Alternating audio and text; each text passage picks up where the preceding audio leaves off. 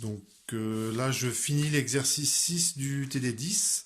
Alors, je vous résume les résultats que j'ai obtenus dans la première vidéo. Donc, je fais une déchirure sur un film qui est bien isotrope et je constate que ça fait une spirale. Enfin, je constate que ça ressemble à une forme en escargot. Hein. En fait, on montre que c'est une spirale logarithmique. Pourquoi? Parce que il faut se convaincre que lorsqu'on fait cette déchirure, on a une forme qui est auto-similaire. C'est-à-dire que quand je l'ai déchiré, eh ben, ce qui est déchiré, ça a toujours la même tête à un facteur d'échelle près. Et donc on, on avait ce schéma-là, X, O, Y. La courbe, elle ressemble à ça. Donc, hop,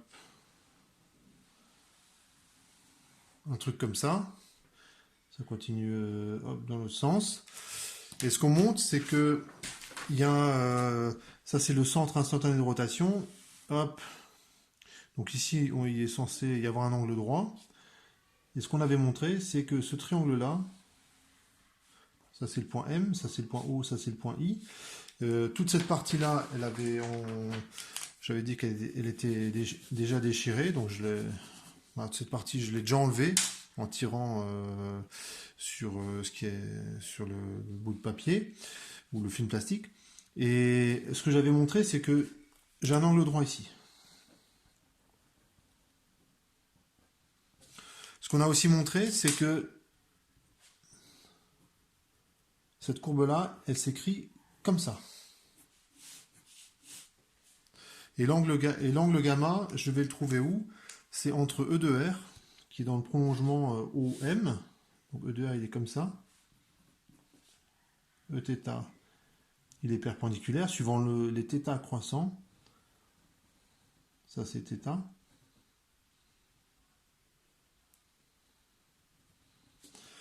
Et bien, l'angle gamma, il est là. D'accord? Je le retrouve ici également. Et bien, ce que ça montre, c'est que je connais en fait le rapport de ces deux longueurs, d'après ce résultat-là.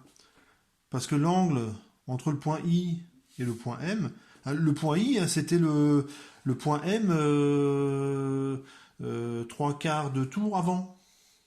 Il faut imaginer le point M, hop, je reviens en arrière, je remonte le temps, je reviens ici. Et ben le point M, c'est le point I, c'est le point M lorsque je reviens de 3/4 de tour.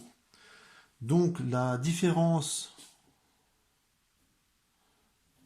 OI, c'est de la forme R0 exponentielle tangente gamma allez, θi. Je l'appelle θi, ben pourquoi? Parce que c'est le θ qui correspond au point I. OM, c'est R0 exponentielle tangente gamma. Ouais, je l'appelais θ. Après tout, θ, c'est pour le point M. Et je sais qu'entre θi et θm, θi il est ici.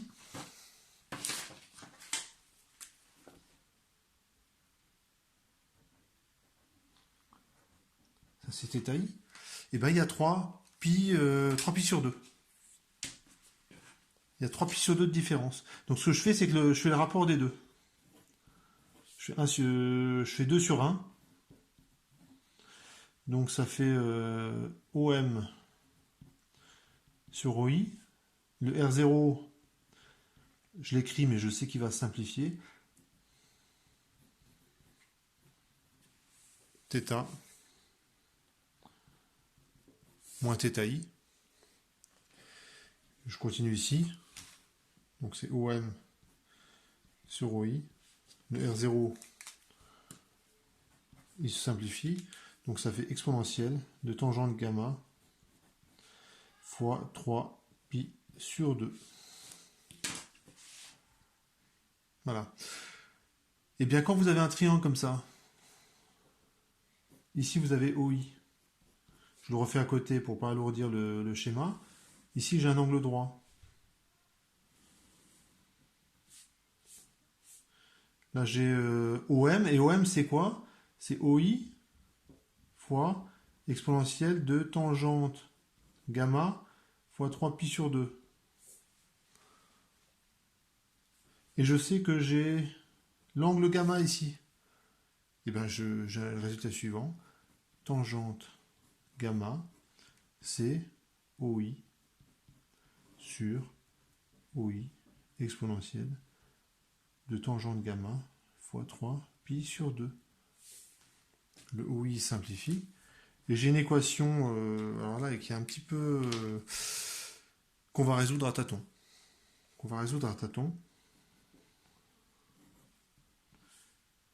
Alors le exponentiel, quand je le passe au-dessus, il y a un moins. Il faut que je trouve gamma qui vérifie ça. Et enfin, moi, je ne sais pas résoudre ce genre de truc. Donc, ce que je vais faire, c'est le faire à tâtons. Donc, je vais essayer plusieurs valeurs de gamma. Et puis, on finira bien par trouver un peu que c'est l'équivalent d'une recherche dichotomique, si vous voulez. Hein, je vais essayer un gamma, puis je vais essayer un autre gamma, et puis je vais bien finir par trouver une valeur qui est pas trop mal. Hein, donc, on pourrait faire un petit peu d'informatique dans cet exercice-là. Donc, hop, gamma, je prends 0,1 et je vais calculer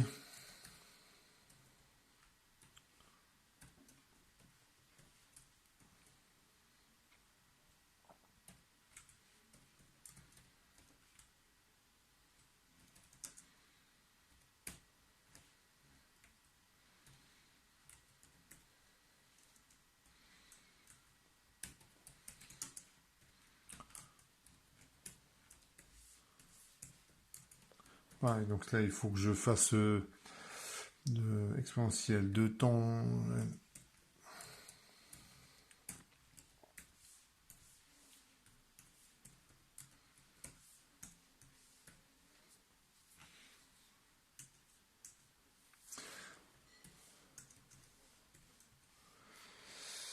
Alors j'essaye différentes valeurs. Alors j'ai essayé, je mets les résultats, j'essaye gamma. Donc gamma il est en radian. Et je fais un petit tableau et je trace et je calcule tangente gamma sur exponentielle de moins tangente gamma 3pi sur 2. Donc si je prends gamma égale 0,1, je trouve 0,03. Donc ça c'est pas bon. Je prends 0,3, j'augmente un petit peu, et je trouve 0,77. Ah, ça c'est déjà pas mal. Donc je vais prendre 0,4. À 0,4 je suis à 3. Quasiment. Donc je tape... je vais essayer de faire mieux que la recherche dichotomique. Je prends 0,32. Ah, c'est pas mal ça. 0,32, je trouve 1,018. Donc je vais affiner un petit peu. Allez, je le fais, hop.